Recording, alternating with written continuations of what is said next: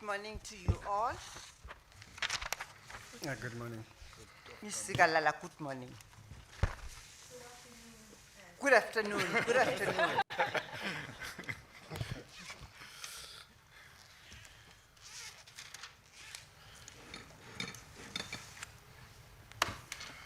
Mr. Siminya. Good afternoon, Chairperson and the Commissioners. We are receiving the evidence of Minister Lamola, led by Ms. Zikalala. Yes. Welcome, Ms. Sigalala. Yes. Minister Lamola, good afternoon. Good afternoon, Justice. Yes. Are you going to give your evidence under oath or affirmation? Under oath? Do you swear that the evidence you will give will be the truth, the whole truth, and nothing but the truth? If so, raise your right hand and say, "So help me God." So help me God. Thank you. Ms. Sigalala, your witness. Thank you, Chairperson. Thank you, Commissioners. Good afternoon, Minister. Minister, before you, I just want to confirm that you have a file before you with your statement. Yes, I do. Thank you. And then if you turn to page 18 thereof, can you confirm that that is your signature? Yes, it is. Thank you. Minister, just by way of background, can you just give the chairperson and the commissioners just your educational and professional background? Thank you, Council. I am Ronald Lamola. I was born in Mpumalanga and also attended primary in the same area.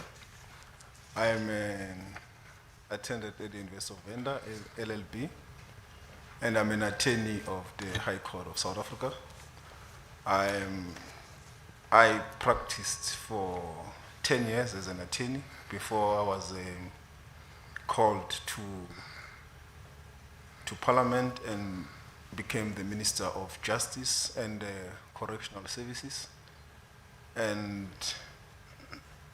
I also, during that period, had a chance of furthering my studies with an LLM in corporate law and also an LLM in extractive law. I also have various certificates in the legal profession and also in telecommunications. I am currently the Minister of International Relations. I served as a Minister of Justice and Correctional Services for 5 years, and I have now served for 2 years as a Minister of International Relations. Thank you. Minister, I think the village where you were born, the people there would want to hear you recognize the village. Oh, okay. Thank you for that opportunity. The village I was born is called Canningmore B in Bushbuck Ridge in Mpumalanga. But both my parents were farm workers, and my early childhood education at the primary school was at a farm where my parents were working, which was a TSB farm in Komati Port, next to the Mozambican border. But I did Swati in that primary school. Then I moved to the village where my father comes from in Bushbuck Ridge, where I now did Shitsonga. And from there I moved to the University of Venda to study LLB. I was also a student activist at the University of Venda. I became the president of the SRC at that university. Thank you. Thank you, Minister. You indicated already that your first stint as Minister was as Minister of Justice. Can you confirm that that was between May 2019 and June 2024? Yes, I confirm. So just, Commissioners, if we can turn to page 6 of the statement that is before you. Minister. Yes, Ms. Sigalala. Yes. Yes, thank you. I'd like to start from page, paragraph 17. And just starting with your stint beginning May 2019, can you take the commission through what were your engagements as at when you began your tenure as Minister of Justice, your engagements with the TRC affected families and with the NPA? Yeah, thank you very much. Indeed, at the commencement of my tenure, I received a briefing from the NPA. I think it was Advocate Macadam, who was at the time the head of the unit, the TRC unit at the NPA, and also the NDPP, on the progress on the TRC cases. And he did show that at the time there was very slow progress, and that we need to do a number of steps that will enable the NPA to deal with the TRC matters. And he also raised the issues that the families of the victims have been raising with the NPA, their frustrations with the NPA on the slow progress, and then they put forward suggestions of how we can deal with the matter.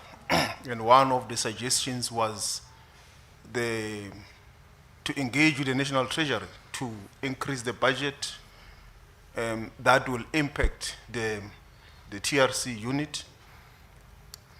But at the time, I want to bring it to the Commissioner's attention that as the Minister of Justice... You speak to the chairperson, you may have to face her. Oh, okay. Yes. No, sorry. Sorry for that. We were also dealing with budgetary issues, not only for the TRC cases. We're also dealing with budgetary issues for the entirety of the Department of Justice, because for almost 5 to 10 years prior to my tenure, the budget of the department was on a decline.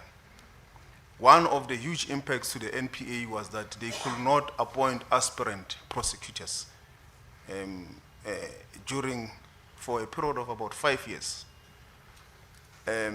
We also had now the Zondo Commission of Inquiry, which also needed significant amount of resources. So we had to work within this environment.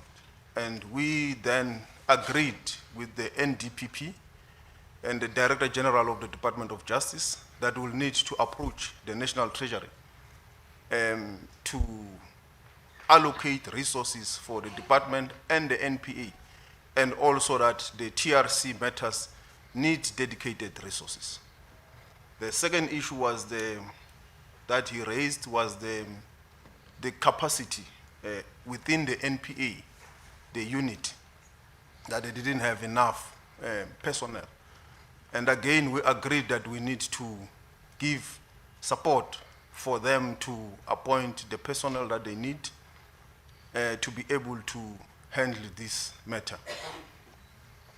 The other issue was that they then said the NPA or the justice system work in a relay form of some sort, that it will not help if the NPA gets these resources and then the Hawks doesn't have investigators. We then agreed that we must, the NDPP must also approach the Hawks or the National Police Commissioner to increase the capability of the police and have a dedicated personnel to deal with the NPA TRC specific unit, so that there will be investigations, there will be prosecutions, and then the matters can flow in that manner. I think the other issue that we dealt with, I might be wrong, but there was a debate that he said has arisen between the NPA and the families about the issue of decentralization of the prosecution of this matter. In other words, having the matters being delegated to the DPPs in the various provinces across the country.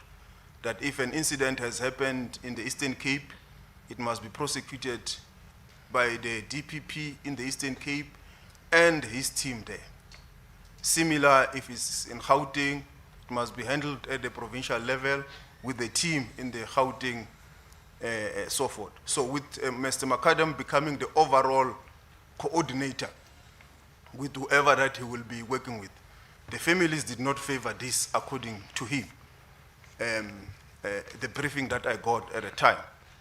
And I think I then agreed with them that it will best serve the NPA if these matters of prosecution will be decentralized, because the DPPs can have clear oversight in their provinces, and if the matter is in Gqeberha, there will be someone there dedicated, and similarly the Hawks will be engaged to do the same.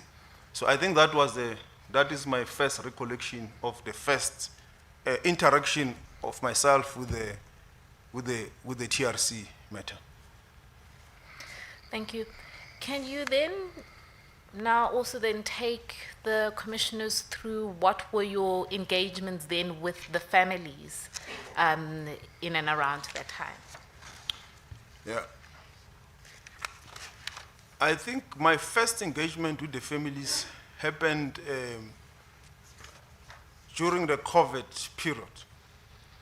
I'm saying so under correction because what I remember is that the meeting happened virtually. So I can only believe, and that is the reason why I believe it was during the COVID period. And it was under the auspices of the ANC. I was called by the Deputy Secretary General of the ANC, the late Comrade J.C. Duarte.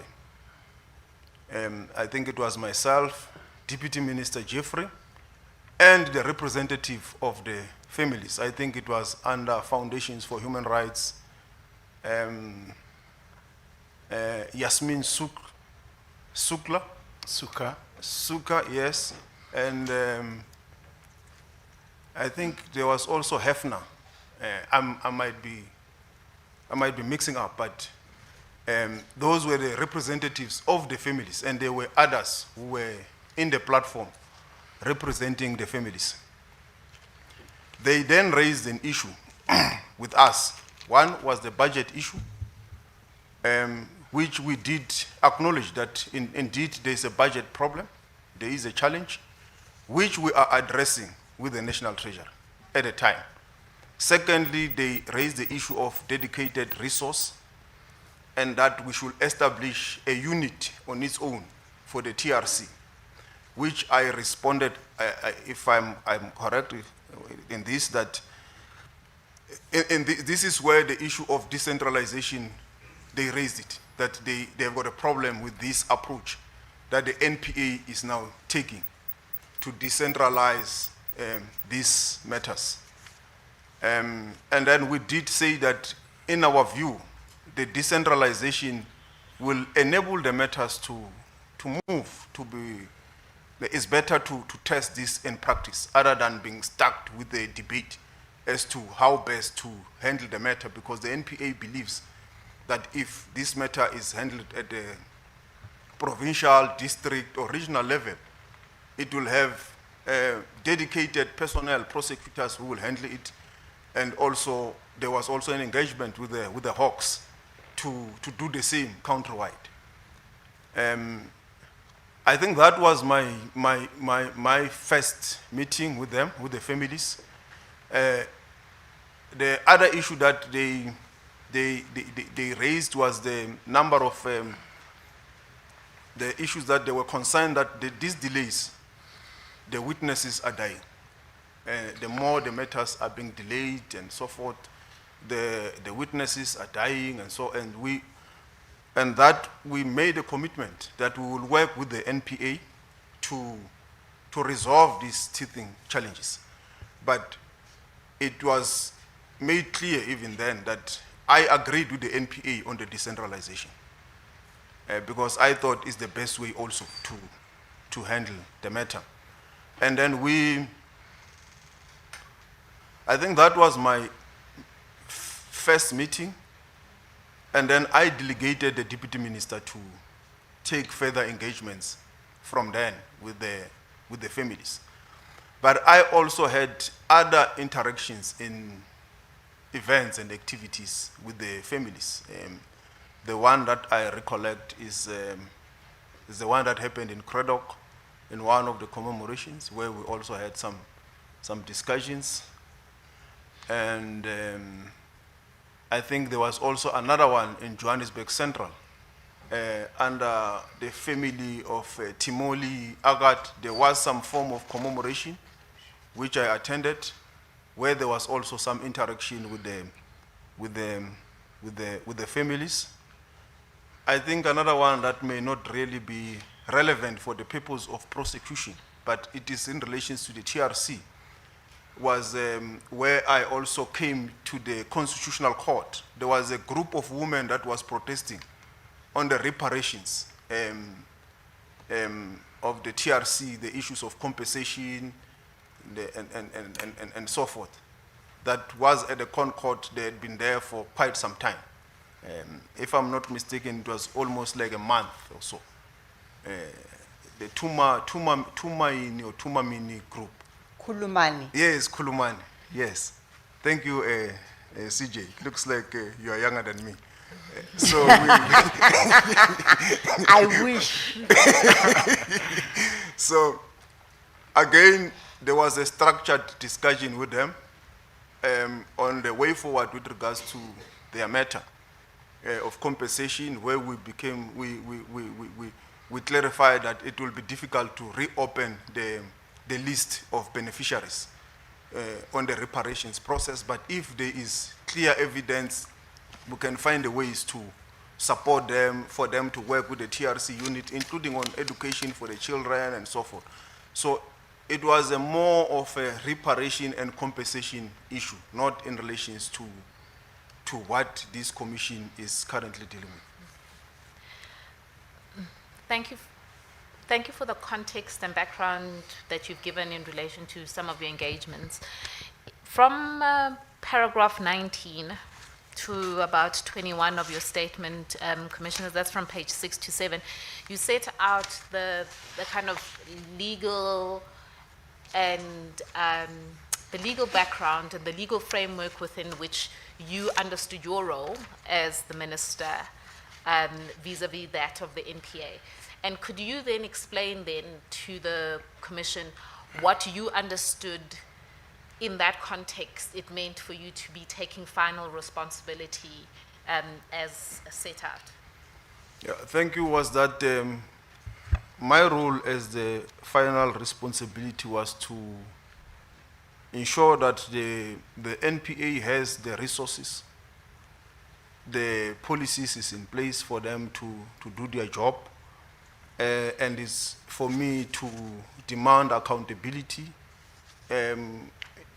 which I could also request reports on specific cases, how far are they progressing and so forth, including the TRC matters, also oversight of the NPA.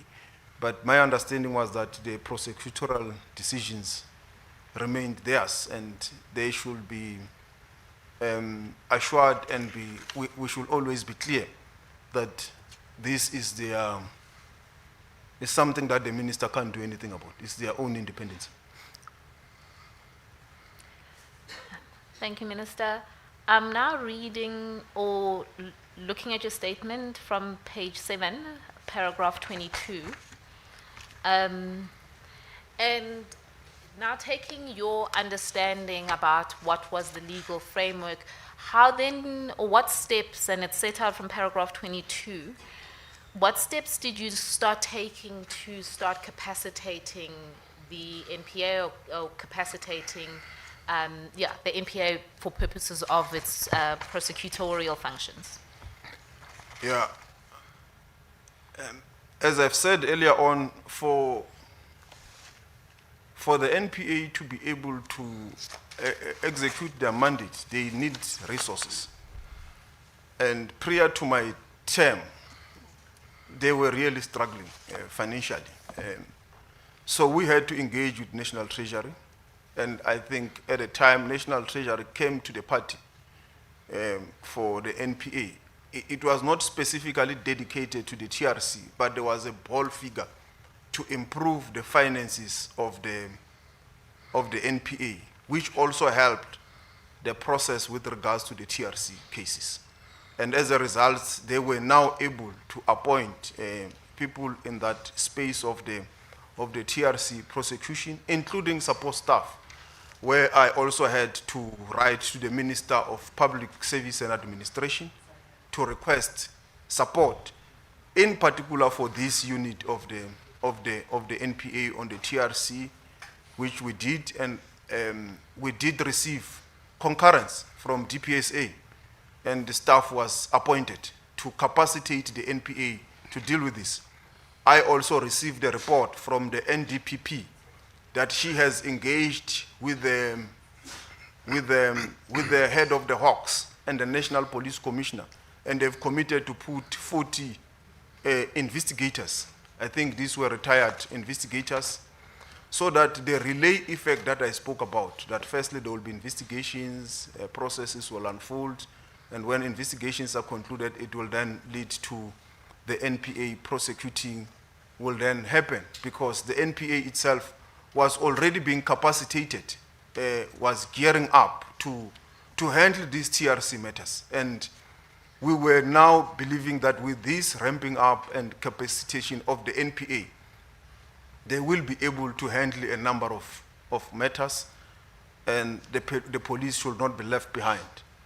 So the police also agreed to put this capacity, and this capacity then enabled the TRC unit of the NPA to be able to coordinate in the provinces and to work with the provinces in terms of how to prosecute these matters. And I think from that point, I could see improvement on the work of the NPA. And the improvement came through when they started to bring requests for inquests to be reopened across the country. Thank you, Minister. Just for purposes of reference, if one looks at your Annexure RL3 that is on page 28, is that maybe one of the You'll have to examples? speak into the microphone, please. Oh, apologies.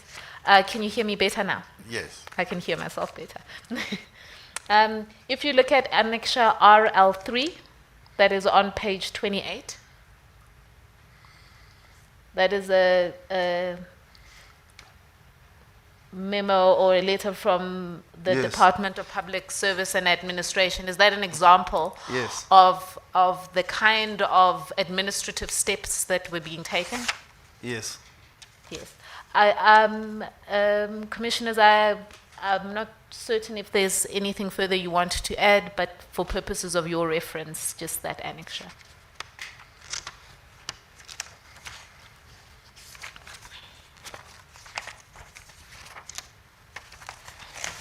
Minister, I'd like to now turn to the issue or the question about the record of delivery, and this was one of the issues that was raised in the notice that was put before you.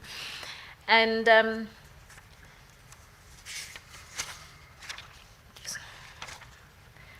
the first question I wanted you to address is,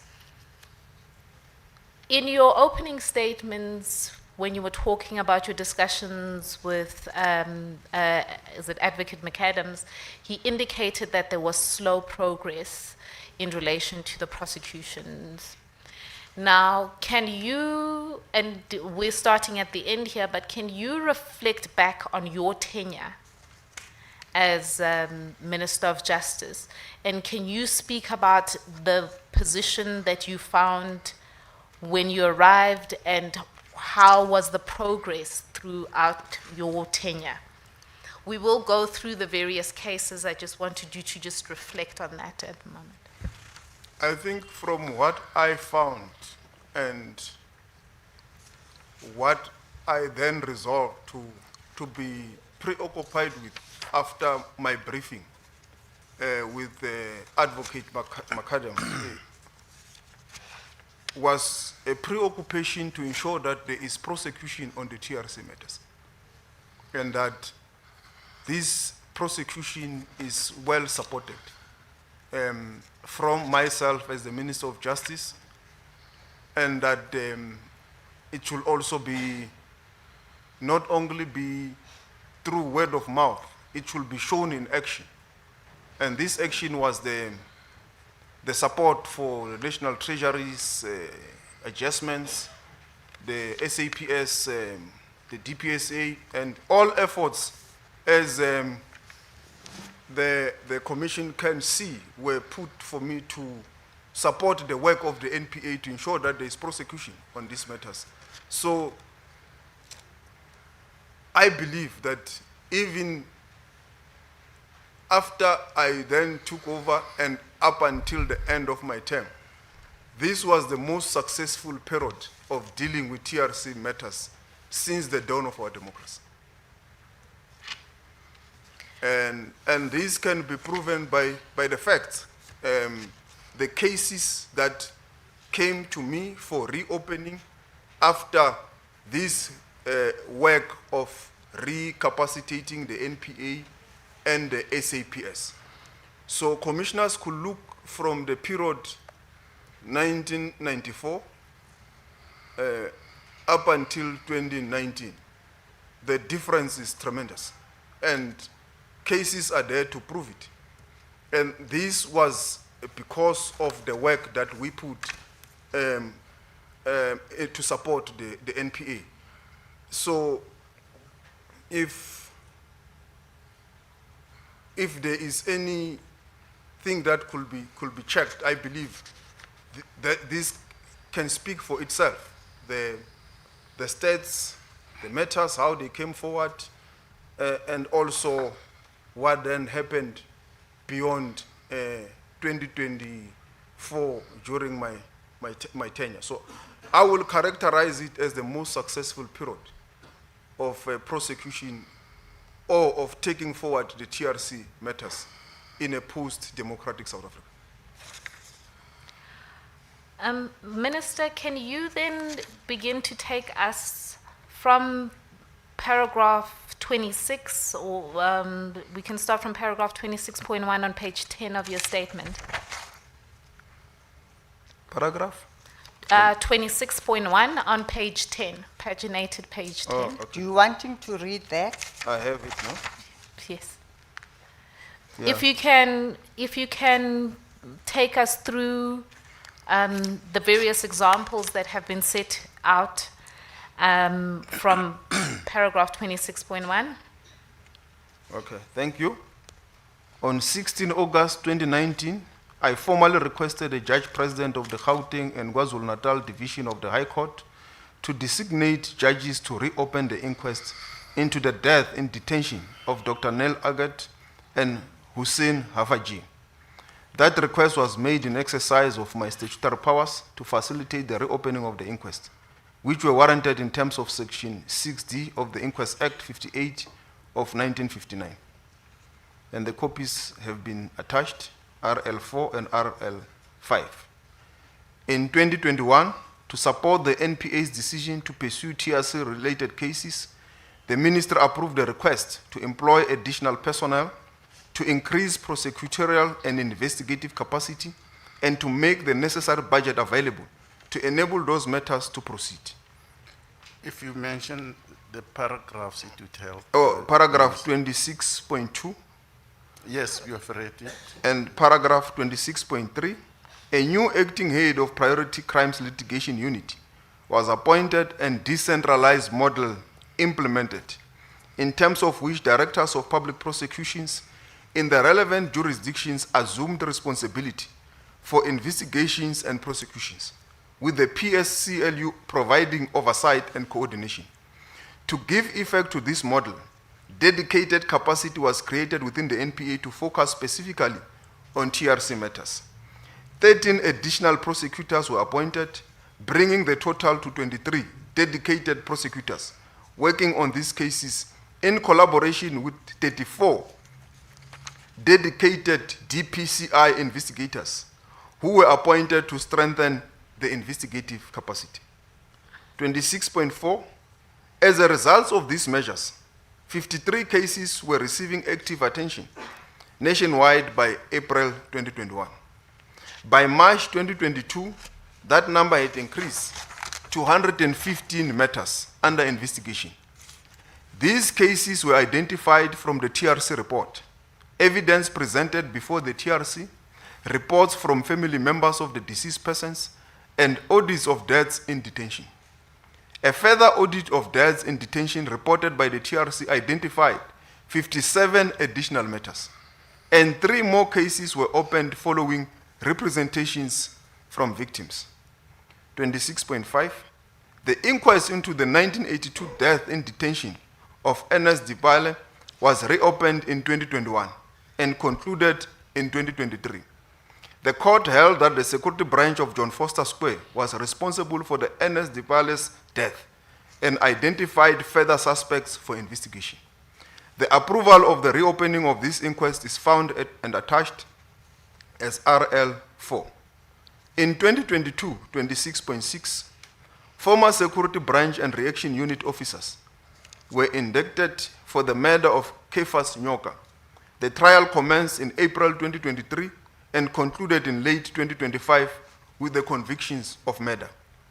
26.7, in 2022, the Judge President of the Western Cape Division of the High Court was requested to designate a judge to reopen the inquest in relation to the death in detention of anti-apartheid activist Mr. Abdullah Haron. 26.8, in November 2023, Gugulethu Madonsela was sentenced to 10 years for the death of Siphelele Nxumalo as a result of the joint efforts by the NPA's TRC component and the Directorate for Priority Crime Investigation. 26.9, in relation to the disappearances of Mtombikaise Gubeka and Musawenkosi Pewa, inquests were opened in 2022, and in November 2023, the DPP decided to prosecute 4 former security branch members. A 5th accused was charged in 2024. Following investigations, 26.10, following investigations conducted by the KwaZulu-Natal Hawks and the KZN TRC unit, inquests were held in late 2022. Thereafter, in January 2024, 4 former security branch officers were indicted for the murder of Jemison Ngoloi Mngemezulu. 26.11, in January 2024, I acted on the recommendations of the National Prosecuting Authority to approach the Judge President of the Eastern Cape Division in Gqeberha to designate a judge to reopen and preside over the inquest into the deaths of Mr. Matthew Goniwe, Mr. Sparrow Mkonto, Mr. Fort Kalata, and Mr. Stelo Mhlauli, a collective known as the Credec Four. 26.12, in May 2024, I accepted and acted on the recommendations of the NPA to reopen the inquest into the death of Chief Albert Luthuli, Mlungisi Griffiths Mcenge, and Boy Machi. Should I proceed? 27.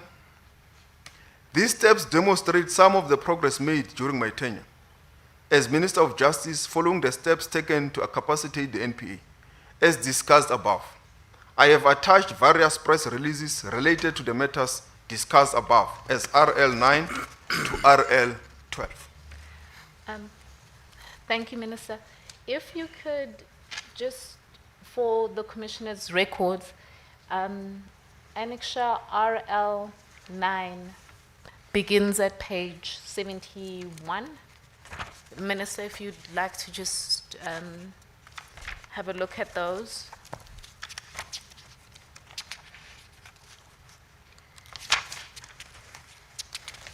Yes, I am at page 71. Yes, and if you might confirm that those are the various media statements that were issued by the department at the time. Yes, I confirm. And I think There is one, I can't remember which one, but I think it was the one related to Chief Albert Lutuli or the Credit 4, Yes. which summarizes all the cases that I dealt with during my tenure. Yes. Minister, if I can refer you, then that one is, Commissioners, for your record, it's Annexure RL 12. Page 76. Yes, page 76. Thank you, Chairperson. Yes. And Minister, is there anything further that you'd like to discuss in relation to this? No. Yes.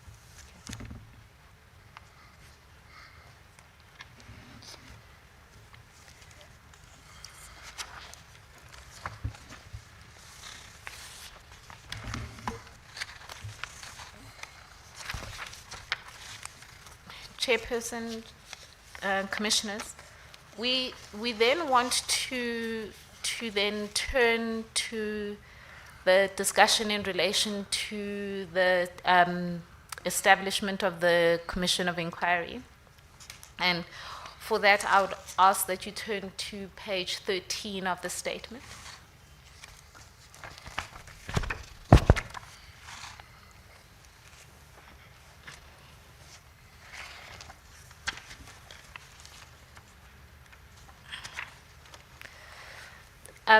Actually, it might be better to turn from page 14 of the statement, from paragraph 31 and 32. Minister, you in the statement you refer to the Rodriguez judgment having been a watershed moment at certain points. Those are my words. Can you just take the commissioners through what you've set out in paragraph 31 and 32 and how that kind of shaped things going forward? Yeah, thank you. The reason, and I agree with the characterization of it as a watershed moment. I see my period as the pre-Rodriguez judgment and the post-Rodriguez judgment. With the pre-Rodriguez judgment, I was dealing with what I have just outlined to the Commission. The preoccupation to ensure that the NPA has the capacity, the hawks, and that there is prosecution. That was my preoccupation on the pre-Rodriguez judgment. It continued to be so even the post-Rodriguez judgment, but the Rodriguez judgment then added a watershed moment or a new dimension that we had to consider from the executive and also in engagement with the NPA. What we had to consider, what was the meaning of the judgment? What does it mean in the actual implementation of the judgment? And these commissioners may be aware or have seen or from the previous witnesses. We also had to seek lots of legal advices post the Rodriguez judgment. Because one was that there was a ruling of the Rodriguez judgment which said that there must be a clear accountability and that the NPA may need to investigate if there was a political hand or executive hand that obstructed the NPA from prosecuting. So, and on the other hand, in the public pressure, particularly from the families, was that this judgment meant that there must be a commission of inquiry to investigate this aspect of the political interference. On the other hand, we are dealing with the issues of the inquest and also the context which I provided, that there is contestation of resources in the space. And this time also is the time where the cost of the Zondo commissions were escalating. And the department is struggling even to close the gaps within the department and also with the NPA. So all these factors combined, including what is the legal position, became a new watershed moment, because now we needed to seek legal advice.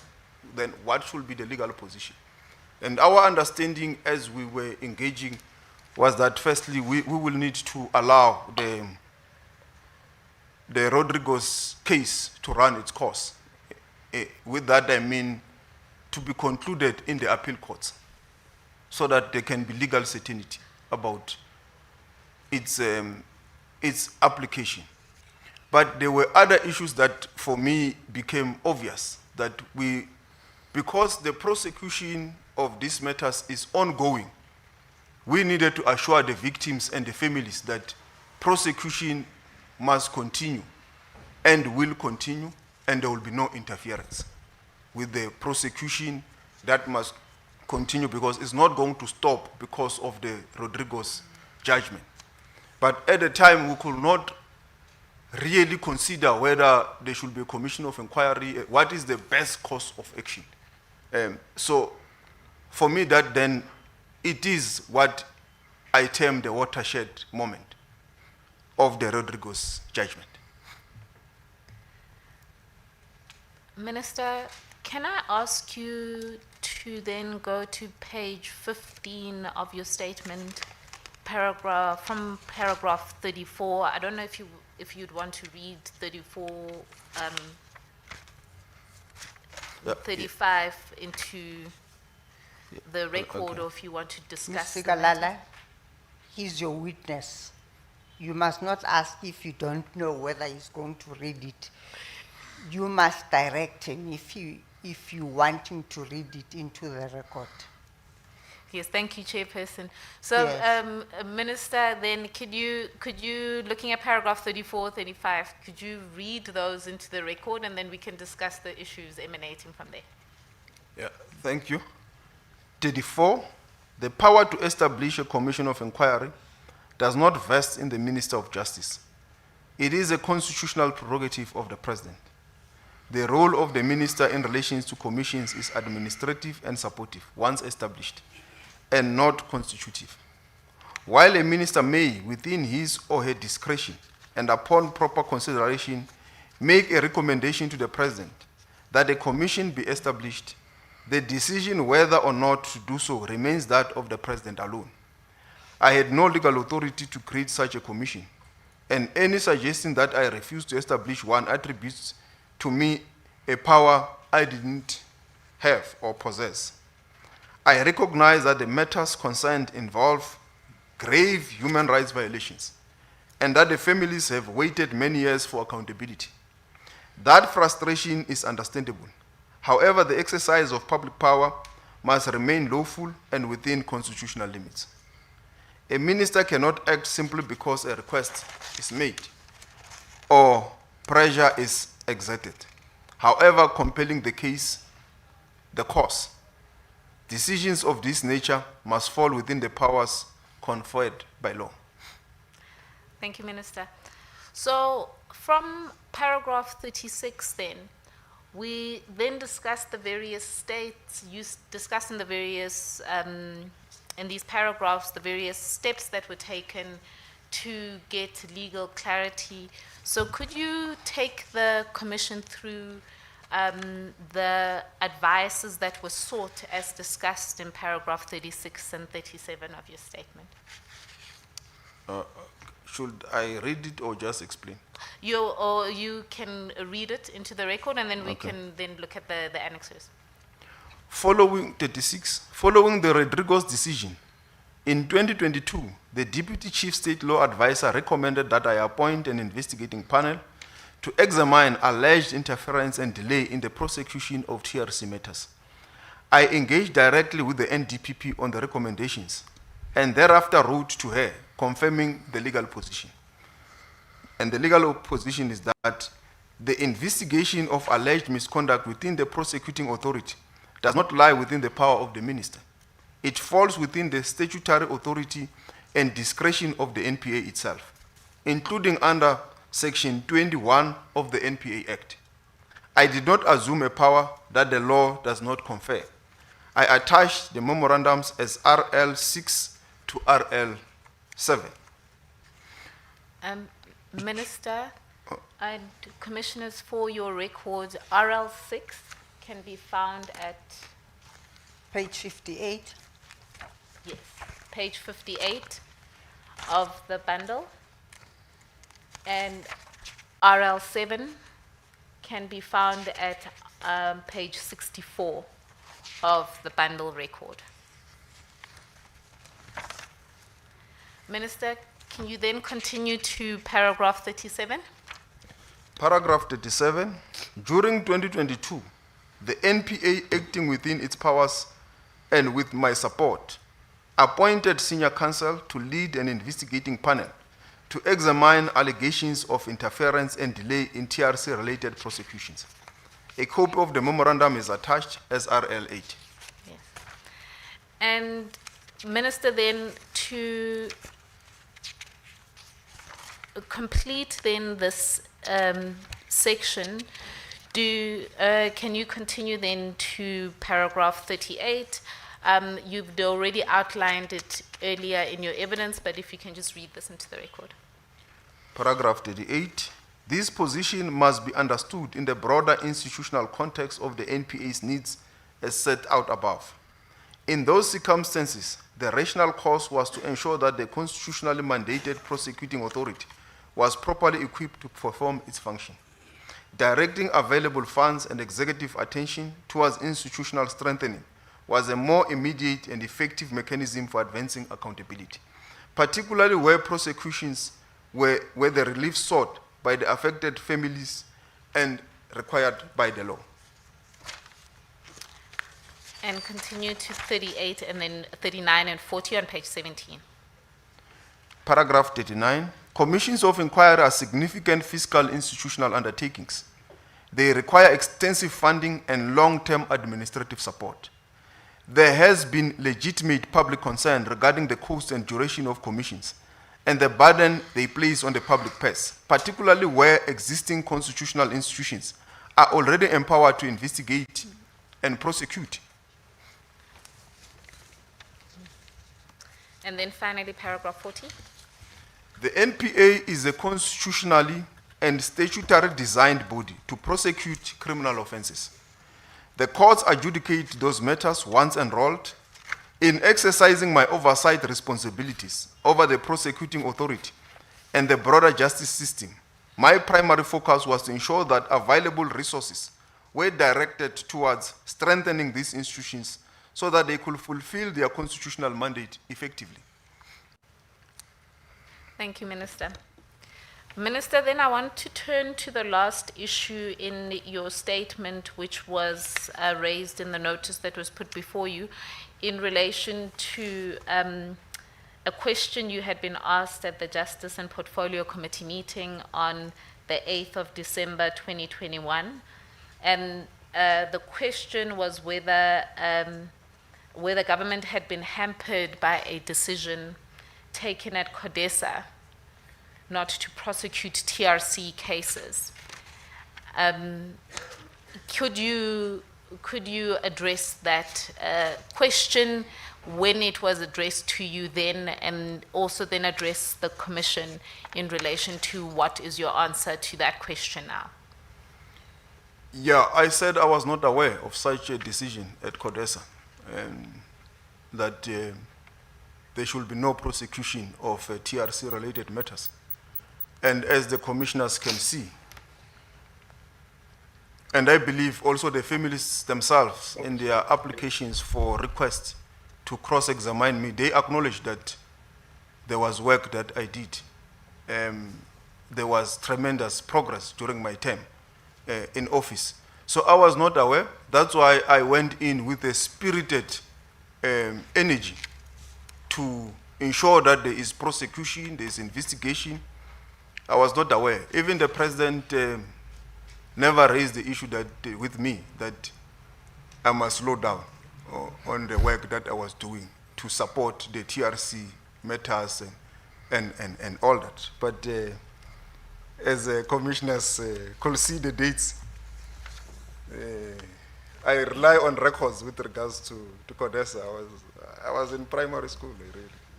So, but I had no records that she said to me, there was this decision at CODESA, therefore I should not support the work of the NPA and the Hawks in prosecuting TRC matters. Chair, Commissioners, we have reached the end of Minister Lamola's statement. If I might just be permitted to just confer Yes, you with may. Micah.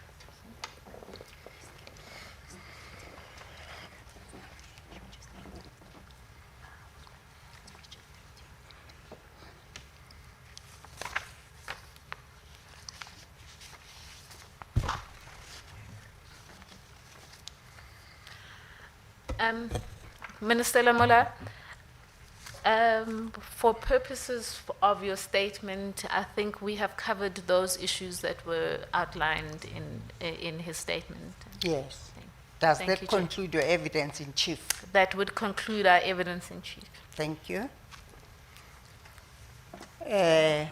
Microphones off, please. Even the other one. Thank you. Ms. Kesri? Chair, we have no questions of clarification Thank for this you. witness. Thank you. I don't see anyone I am familiar with.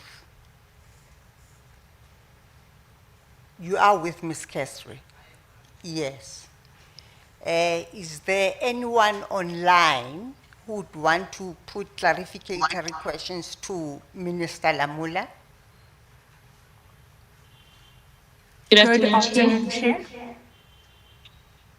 Yes. I think there's two of us that are speaking. It's Ms. Ntloko for the NPA, Yes, Ms. and we Ntloko. don't have any clarification questions for the Minister. Thank you. Thank you. Anyone else? Good afternoon, Chair. Ms. Ntambeleni, we do not have clarificatory questions for the witness. Thank you, Ms. Ntambeleni. Good afternoon, Commissioners. Matlalipule Ranto for the SAPS, no clarification questions. Thank you, Ms. Ranto. Afternoon, Chair. Mr. Kotzo, no clarification questions. And you are? Mr. Kotzo. Ms. Rikotso, thank you. Mr. Vani? Thank you, Chairperson. Yes. Chairperson, we have applied to cross-examine Minister Lamola. I understand that permission has been granted, but we have consulted with our learned friends for the Minister, and they have requested time to consult with him further, so that the request is that we schedule another time for his cross-examination. Yes. Are we in a position to determine the date for such cross-examination, Mr. Siminya? No, Chair, it is for a date yet to be confirmed with both the Minister and... Your microphones, Mr. This one as well, this one. You switched off there. Chair, Yes. yes, the date will have to be determined between ourselves and Minister's legal representatives. Yes. Thank you. Ms. Sigalala, you are aware?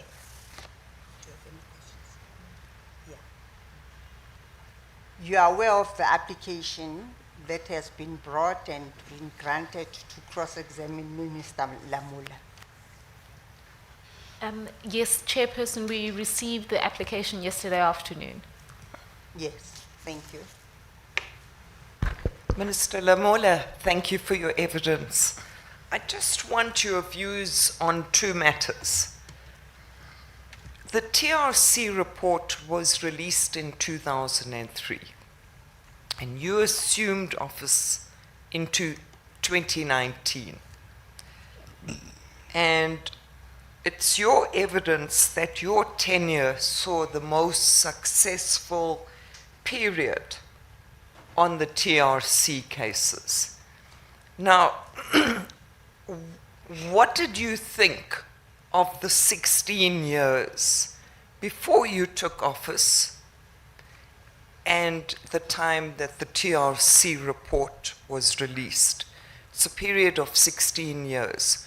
What are your views on that delay?